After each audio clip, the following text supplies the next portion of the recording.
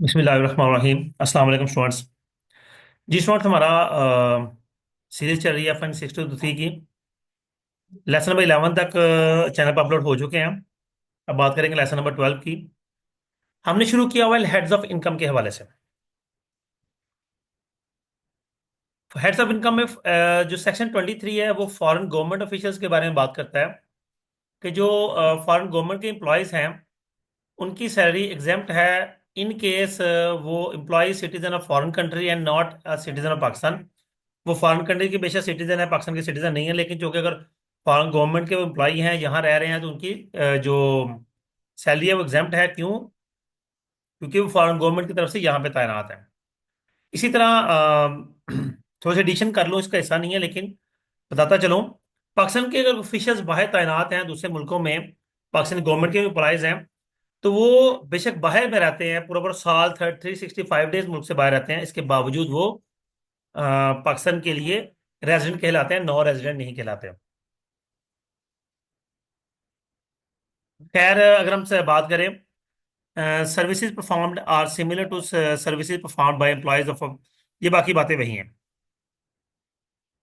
Next आता है हमारे पास exemption under international agreement section 44। कुछ एग्जाम्पशन हैं इंटरनेशनल एग्रीमेंट के हवाले से।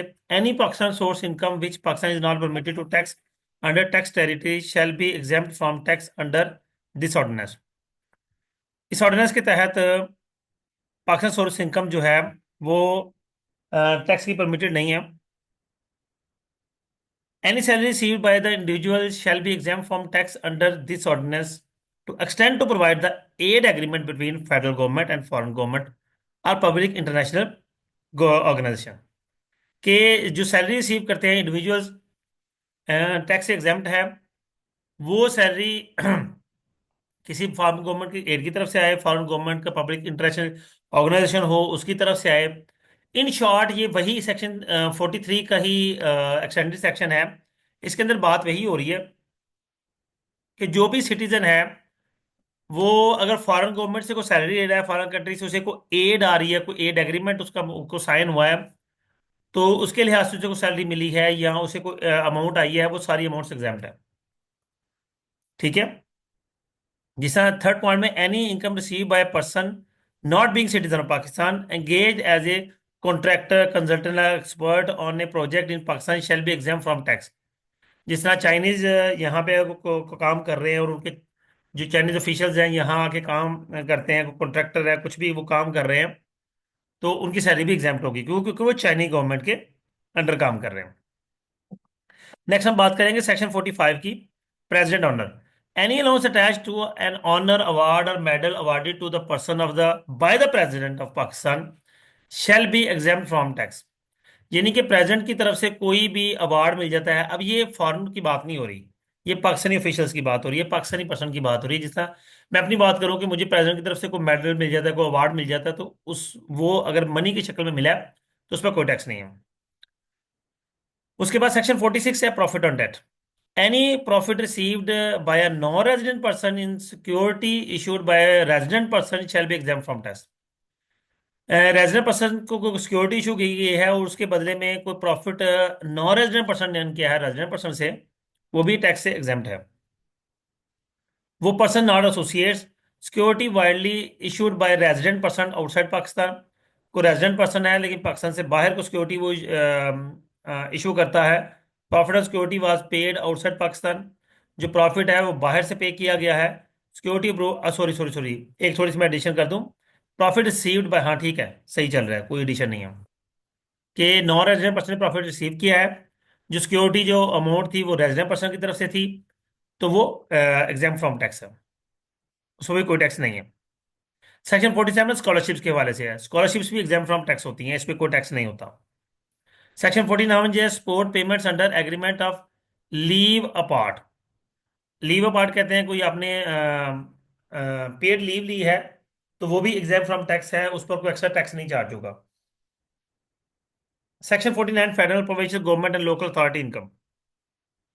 फेडरल गवर्नमेंट की जितनी भी इनकम्स हैं एग्जाम्प्ट है, प्रोविंशियल गवर्नमेंट की जितनी भी इनकम्स हैं ये सारी एग्जाम्प्ट होती है। जिस तरह अब यहाँ पे सवाल ये पैदा होता है कि फेडरल गवर्नमेंट या प्रोविंशियल गवर्नमेंट की इनकम कौन सी होगी। अब देखिए, जिस तरह पीआई है, फेडरल गवर्नमेंट के अंदर है, वापटा फेडरल गवर्नमेंट के अंदर है।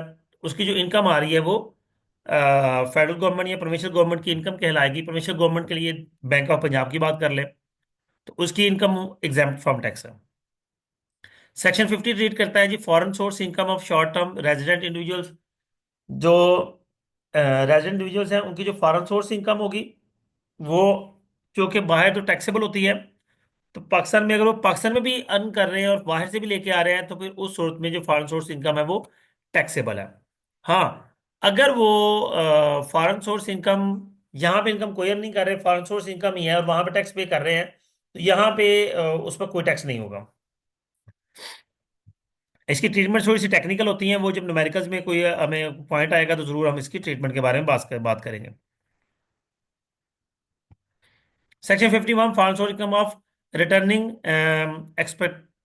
expatriates.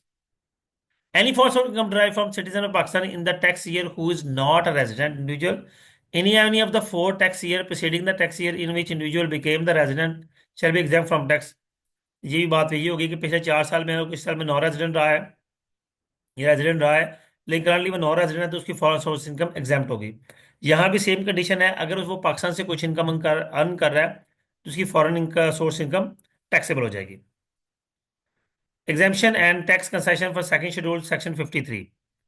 Income is exempt from income tax derived from voluntary contribution, charitable, religious institutions। इनकी जो इनकम होगी वो भी एग्जाम फ्रॉम टैक्स है क्योंकि ये चैरिटेबल पर्पजेज है, लेकिन उसके लिए इनको सर्टिफिकेट लेना पड़ता है, एग्जाम्पशन सर्टिफिकेट जिसे कहते हैं। Foreign currency accounts, Clause 80, Part 1 of second schedule.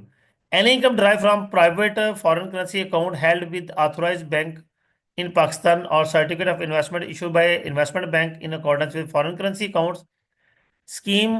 अब ये भी जो है एग्जाम्प्ट होता है, ठीक है, provided that exemption under this clause shall not be available respect to any incremental deposits में। अच्छा चलो, जो डिपॉजिट में जो इंक्रीमेंट आएगा वो टैक्सेबल होगा इन शॉर्ट, यानी कि जो आप डिपॉजिट करवाते हैं उस पर आपको इजाफी अमाउंट मिलती है तो वो एग्जाम फ्रॉम टैक्स नहीं होगी, उस पर टैक्सेबल होगा। नेक्स्ट आते हैं exemption and tax concessions. Foreign currency bearer, हम आगे चलेंगे।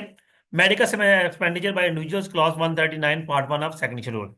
जी मेडिकल एक्सपेंडिचर के हवाले से अगर मेडिकल एक्सपेंडिचर कंपनी की तरफ से आपको मिलता है तो मेडिकल फैसिलिटी मिलती है तो वो एग्जाम्प्ट होती है। कंपनी आपको मेडिकल ट्रीटमेंट करवाती है एम्प्लॉय का अपने हॉस्पिटल में या अपने किसी नॉमिनेटेड हॉस्पिटल में, तो वो एग्जाम्प्ट होता है। लेकिन अगर यानी कि जब एम्प्लॉय खुद पे करके आता है और उसके चार्जेस रीइंबर्स होते हैं, हर चीज़ एग्जाम्प्ट है। हाँ, अगर मेडिकल लोन्स मिल रहा है तो वो exempt up to 10% of basic salary है। अगर एक बंदे की सालाना बेसिक सैलरी जो है 6 लाख है, उसको 60,000 तक अगर मेडिकल लोन्स मिल रहा है तो वो एग्जाम्प्ट होगा, उससे ऊपर जितनी अमाउंट होगी वो टैक्सेबल हो जाएगी। फिर आ जाएगा exemption from total income under second schedule part 1। Allowances and prerequisites of government employees posted abroad, salary of foreign employees, British consul, pension. ये कुछ एग्जाम्पशंस हैं जो टोटल इनकम से एग्जाम्प्ट होती हैं, ये टोटल इनकम में शामिल नहीं होंगे क्योंकि ये एग्जाम्पशंस हैं। नेक्स्ट आ जाएंगे, जितनी भी पेंशन होती हैं वो सारी की सारी एग्जाम्प्ट होती हैं। पेंशन किसी की भी हो एग्जाम्प्ट हो गया। हाँ, अगर पेंशन दो आप ले रहे हैं, जिस तरह के अगर आर्मी का बंदा है 35-40 साल की उम्र में रिटायर हो गया, फिर बैंक की वॉचमैन लग गया, फिर बैंक से भी रिटायर हो गया, अब उसे आर्मी से भी पेंशन आ रही है बैंक से भी आ रही है, तो उस रूप में जो कि दो पेंशन है तो हायर अमाउंट एग्जाम्प्ट होगी, लोअर अमाउंट टैक्सेबल हो जाएगी। Reduction in tax rates under second schedule part 2। Profit on special US dollar bond or out of new account opened after December 16, 1999 at rate of 10% of amount profit for resident person। ले जी, जो आपको profit आता है किसी भी special dollar या profit और date कुछ भी है, वो 10% के रेट पर उस पर टैक्स चार्ज होता है। उसके बाद flying allowance, any amount received as a flying allowance by pilots etcetera and junior commission officer और other rank shall be tax 2.5% as a separate block of income. ये सेपरेट ब्लॉक भी इंशाल्लाह हम सीखेंगे जब न्यूमेरिकल की बात करेंगे। ये सेपरेट ब्लॉक ऑफ इनकम का मतलब होता है कि इसको टोटल इनकम में शामिल नहीं करते या टैक्सेबल इनकम में शामिल नहीं करते, ये लहदा से टैक्सेबल है। उसके बाद senior citizen age 60 years above work taxable income not exceeding 5 lakh, tax level reduce to 50%। अब ये 6 लाख हो चुकी है कि इनकी अगर इनकम 6 लाख से इंक्रीज नहीं कर रही, ठीक है, तो इनकी टैक्स लायबिलिटी हाफ कर दी जाती है। ये खैर सॉरी 6 लाख नहीं है, ये ज़्यादा है। ये जो एग्जैक्ट अमाउंट है इस वक्त मेरे माइंड में नहीं है, तो बल्कि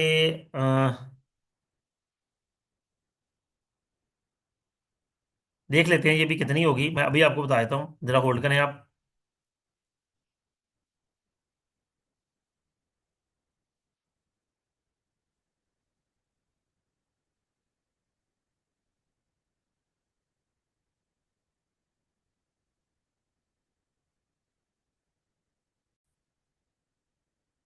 तो रिस्पॉन्स मैंने जो कि मैं वो कहा था, ये 15 लाख हो चुका है। ये वेरीफाई हो गया कि ये तब का है जब 3 लाख तक 3 लाख से ऊपर जो है इनकम टैक्सेबल होती थी, तब ये 5 लाख रखा गया था। अब चूंकि 6 लाख तक इनकम एग्जाम्प्ट होती है, उसके बाद टैक्सेबल शुरू होता है। तो 15 लाख तक अगर सीनियर सिटीजन की इनकम है 15 लाख से कम है, तो उसकी जो जितनी भी टैक्स लायबिलिटी बनेगी वो हाफ कर दी जाएगी। अगर फर्ज करें 15 लाख है, तो 15 लाख पर मेरा ख्याल है अप्रोक्सीमेटली टैक्स लायबिलिटी बनती है कोई 30 का हज़ार अप्रोक्सीमेटली। ये 40,000 बनती होगी, तो 40,000 होगा तो उसका 20,000 हो जाएगा, हाफ हो जाएगा। नेक्स्ट चलेंगे जी, लेसन नंबर 14, रेजिडेंशियल स्टेशन आ गया। खैर चलिए, इसको हम अपने अगले लेक्चर में रखते हैं। जी स्टूडेंट्स, उम्मीद करता हूँ ये लेक्चर आपके लिए अंडरस्टैंडिंग होगा। वीडियो को लाइक करना, कमेंट करना, शेयर करना हरगिज़ ना भूलिएगा। अपना ख्याल रखिएगा। अल्लाह हाफिज़।